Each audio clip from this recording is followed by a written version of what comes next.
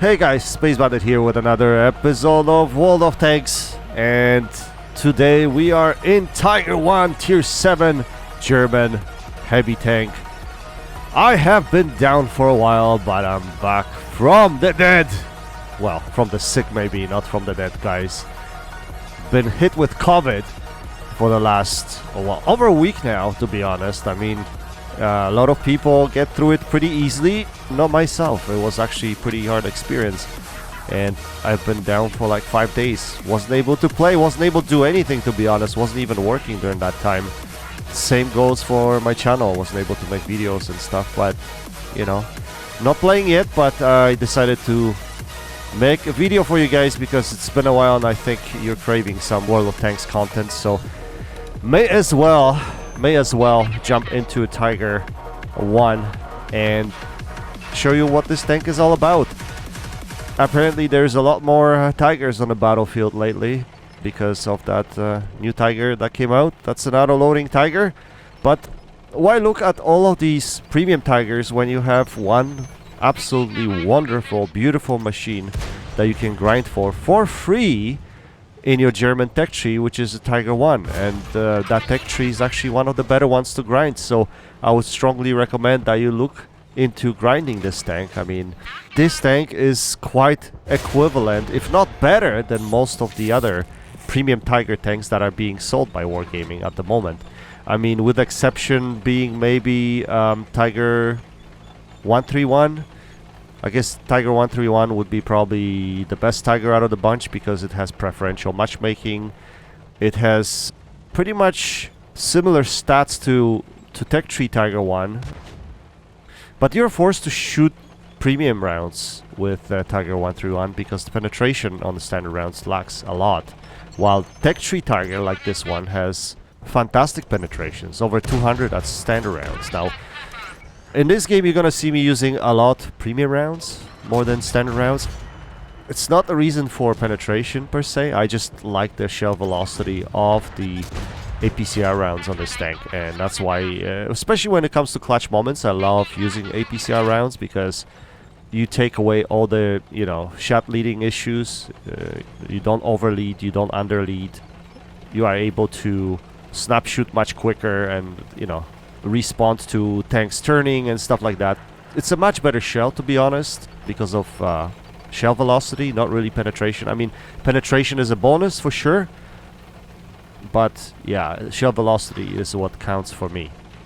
So in this game, what's gonna happen? By the way, I'm in a platoon with Freddy, and we don't play as much as we used to anymore, but you know, this was one of the better games that we had in our last run, and that was a while ago, actually. I don't know, it was a few weeks ago.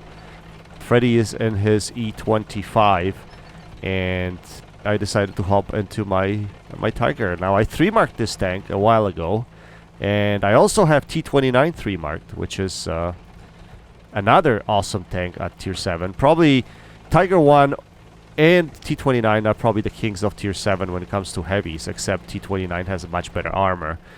Turret armor, not hull armor, turret armor. Now here's the example. See, you don't have to lead the shots a lot with APCR rounds. You can just go in front of the tank, kaboom, ka-chow, and you hit him. And Cromwell is a pretty fast tank. Anyway, getting back into the game. So we are losing this game dearly. As you noticed, our entire team went towards one flank, and Freddy notified me at some point. He was like, dude, I think we're gonna lose our base and we should turn around and defend it. I'm like, okay, cool. Let's turn around and defend it. So as you can see, there'll be only 2 of us over here trying to defend this area. But because we're top tier, this is not going to be a hard thing to do as long as we aim our shots properly. And we are 2 very strong tanks, so we should be able to clean this up. Now, I knew here that we need to push the situation quickly, so you see me pushing in right here. I don't really care if I'm gonna get hit by this Leo, because accuracy of this tank on the move with the setup that I have is absolutely fantastic. So I was able to hit him on the move twice. As long as you aim your shots well, yeah, you should be good with this tank, even on the move. Now, this Cromwell is a bit of a problem. I'm trying to get rid of him, and he made a mistake over here. If he stayed behind the rock and played hide and seek with me, it would be much more difficult thing, because if Kraft's Panther decided to flank me on this side and I would be engaging that Cromwell, that would be a much tougher fight, I would say. But because that Cromwell made a mistake, we're able to take him out of the game, and now we're gonna go after this Kraft's Panther. I just wasn't sure whether he was gonna come after me, but Freddy has got my back. Oh, he's got the crossfire on the right hand side there, so he decided not to come up. So we're gonna go after him. At this point, I think Freddy tells me he's running away. So we should be able to catch him and put some shells into him, and we don't want him to run away. So that's exactly what we're gonna do. We're gonna put a shell into him right there.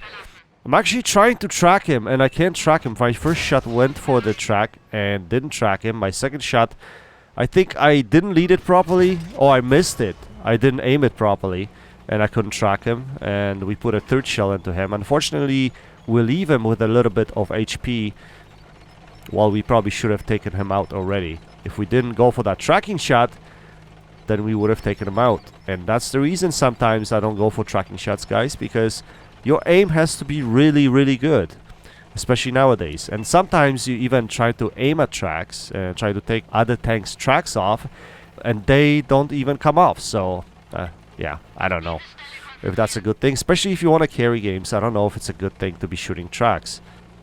If you're just in a game and, you know, you have a lot of guns pointing at one target, and you wanted all of that assisted damage, yeah, then it's a good idea to track your opponent and maybe get some assisted damage. But when it comes to clutch time, I don't necessarily think that's something that you should utilize.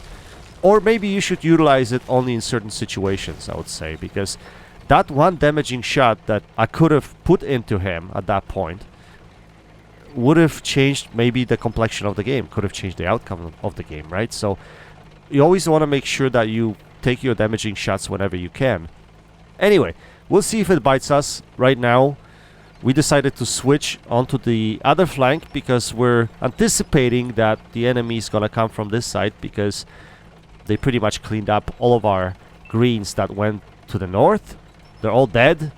So, you know, I was anticipating them pushing from this side, but it looks like the opposition decided to stick around the middle of the map. So we're gonna drive up to the middle of the map.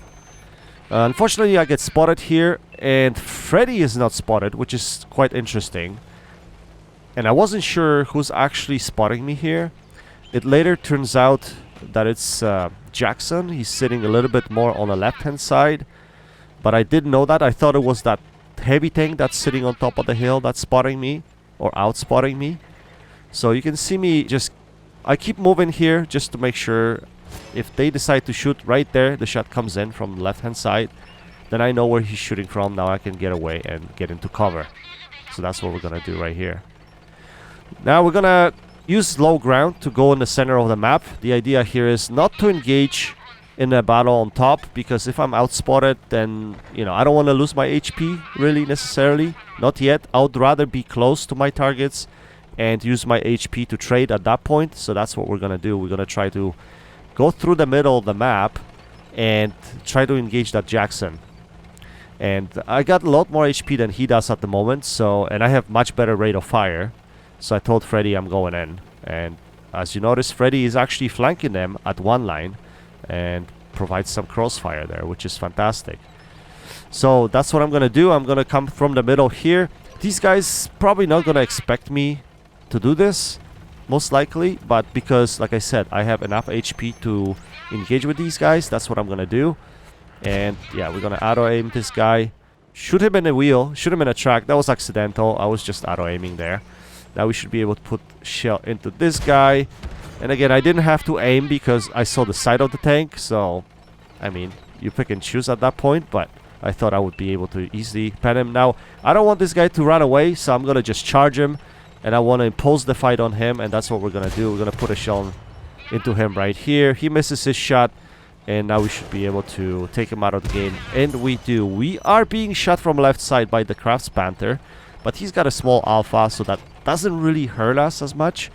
And now we get ourselves into cover. I was actually looking at best position to engage him right here, but I noticed, you know what, there's really nowhere to go, so I'm going to just turn left here, and I'm going to engage him. Lost my sixth sense over here. I'm still thinking, but I'm like, you know what? Whatever. The reason why is because there's very narrow shot here. I only see his turret.